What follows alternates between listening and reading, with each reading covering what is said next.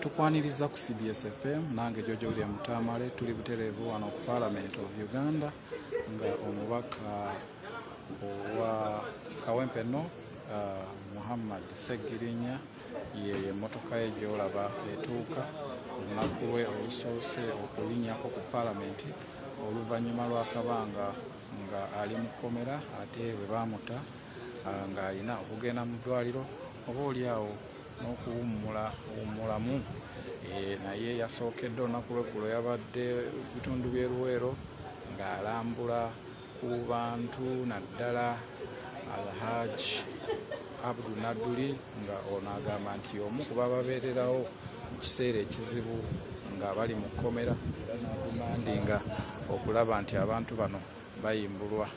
Muhammad Ssegirinya wamu ne Allan Ssewanyana bebo boolengera bajja basooba mpola mpola nga batambula okutuuka ku Palamenti ewaabalonderwa okuba nti baweereza. Nze Jojo William Tamale oli ku CBS FM wano ku Palamenti ya Uganda.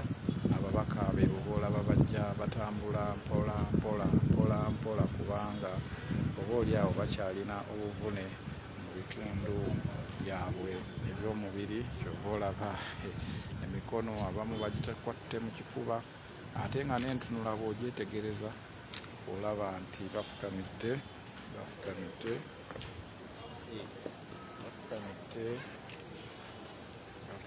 ku madaala ga Palamenti okwebaza omutonzi oba oliawo abakomezzaawo mu kifo kino nga bakyali balamu, abalala babakomyawo nga bali mu keesi mu ngeri ey'enjawulo. Amadaala bagafukamidde era nga ne bannamawulire bangi bazze okubaaniriza oyo mubaka munnaabwe ababeereddengawo okumala akabanga ayitibwa Gonza Gasewungu alina obwama bw'abakuba era nga kati ekyo kyolekera kubanga nange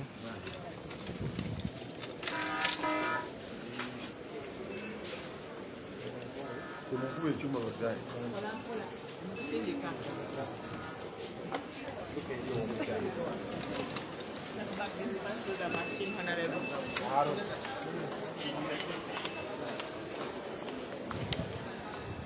Ekyo kyekiri ku Palamenti olunaku olwaleero nga buli omu musanyufu ng'era yeewuunya Katonda by'akola.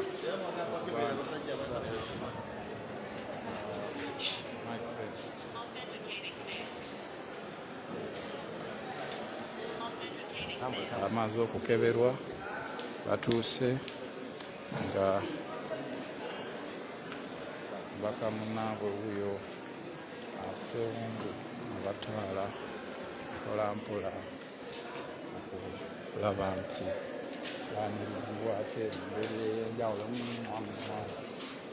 Oyagala kunsiibula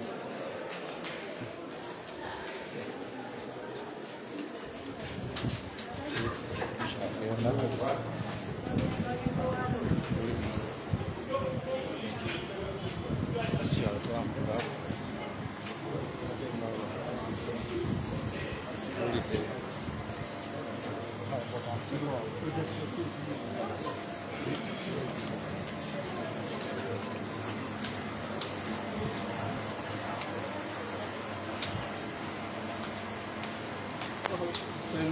kisenge gwe kikutoka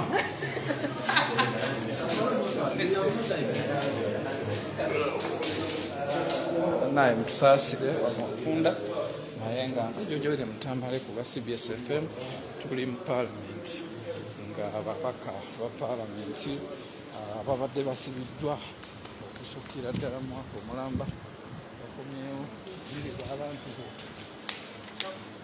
yaniza abantu Ssegirinya baabo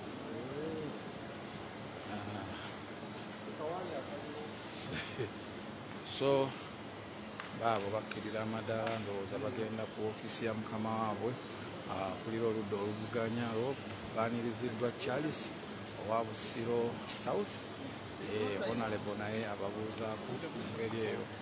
So baabo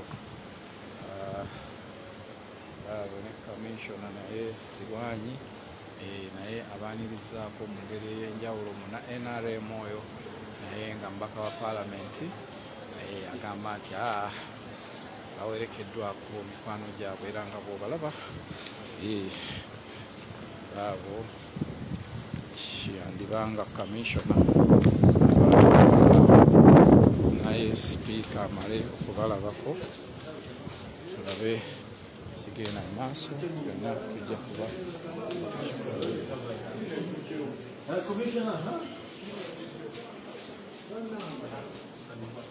ate musoseemu musosemba namugenda kusooka mu bannange musoke mugende kasoko bagende abamu baddukire ku madaala mugende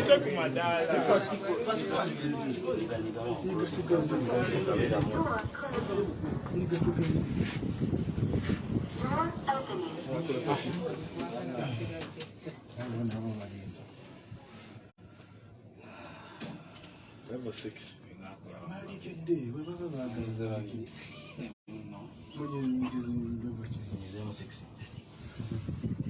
ate batusokayo giclosing ewaawo nga yakagulawo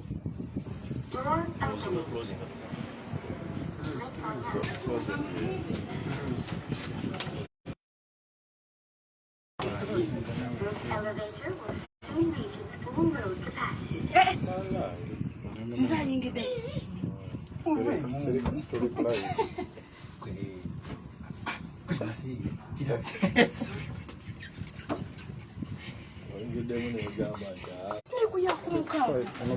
katuyagala genda kuwamulese eriwo kati ate gyeyagala okugenda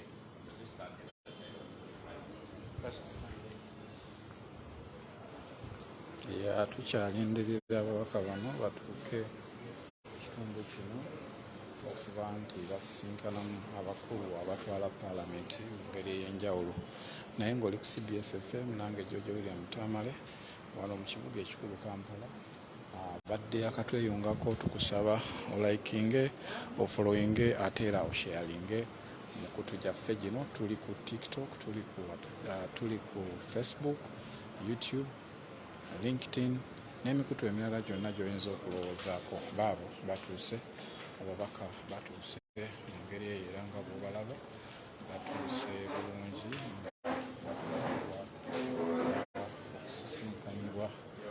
okusisinkana abakulu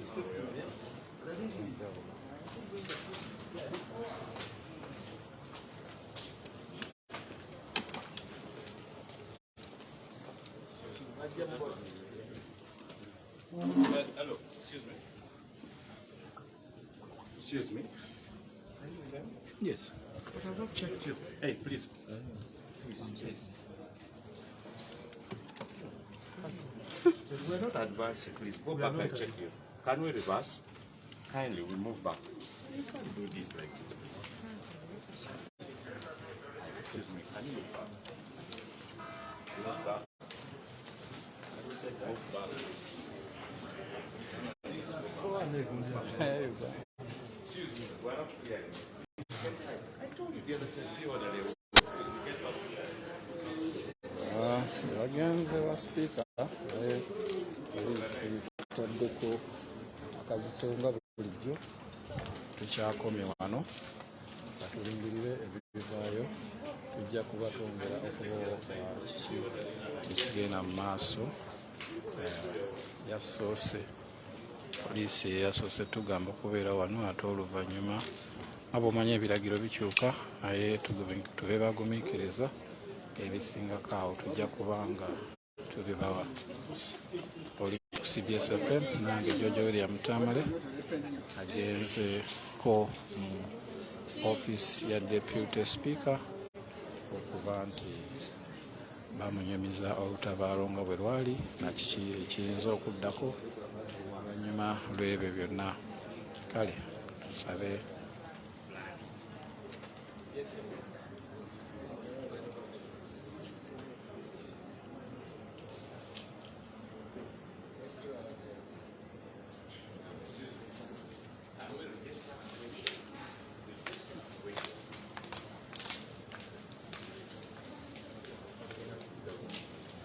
batugambye tusooke twewandiise namawulire tulyoke tube nga tuyingira eyo ate oluvannyuma lw'okulinda akabanga naye nga bonna abali wano abaka basaala bonna abali wano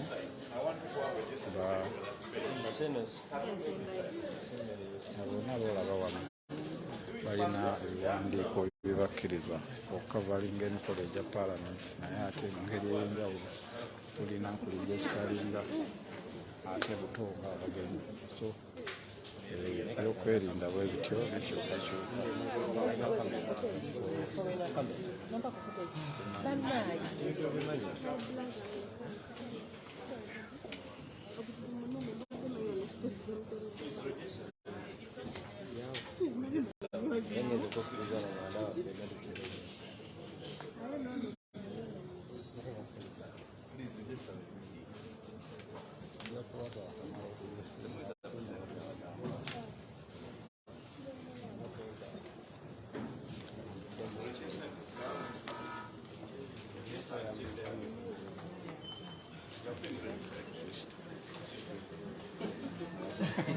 Ninga kusonga mambo. Abade yagenze.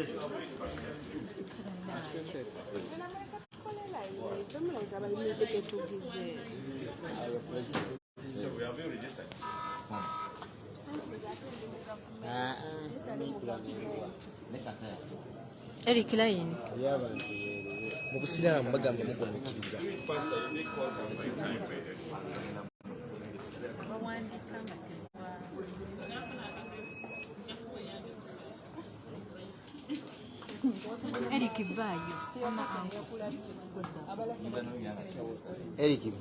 Eric Vayo.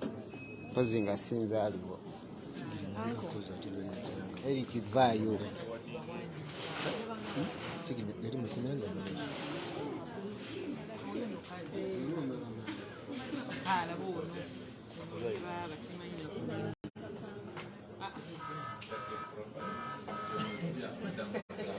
they should check you.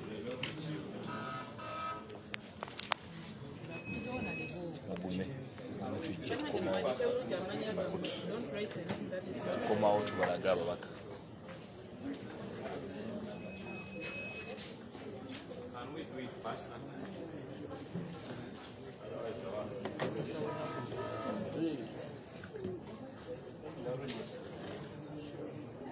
She has registered.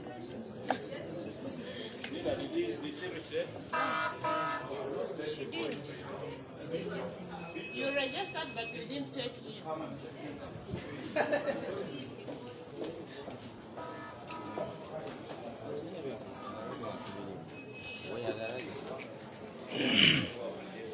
Okumala okwewandiisa tukumaze ati batuwadde akatebe nga abamawulire tugira tulindira wano abakulu bamale okwegeyamu ate n'oluvannyuma tulyoke tulabe nga naffe tusisinkana ababaka abo oba oli awo naabo be bazze okukyalira yenkola eriwo saawa zino naye nga oli ku CBS FM nange George William Tamale nga tuli wano mu Parliament oba oyinza okugiyita ekitebe ekiteesebwamu amateeka agatambuza eggwanga lino bwekityo bwe kiri nga n'ekituleeseewo si kirala wabula be babaka Allan Ssewanyana wamu ne Mohammed Ssegirinya owa Kawempe North abaali baasibwa okumala akabanga ng'olwaleero babadde basazeewo okujja okweyanjulako eri bakama baabwe oba oli awo bafune n'amaanyi agabatwala mu ddwaliro oba sinakindi n'okutandika okuteesa kusinziira nga embeera bw'enaaba eri.